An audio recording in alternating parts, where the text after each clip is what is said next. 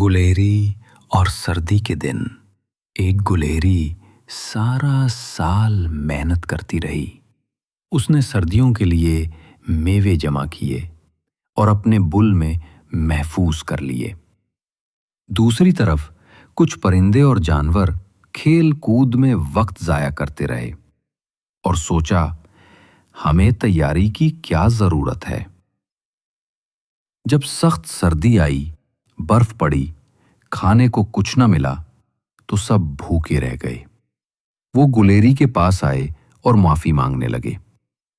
Gallery نے انہیں کھانے میں حصہ دیا اور کہا، محنت کرنے والے کو ہی آرام ملتا ہے۔ سبق: محنت اور تیاری ہمیشہ فائدہ دیتی ہے۔ وقت ضائع کرنے والے پچھتاتے ہیں۔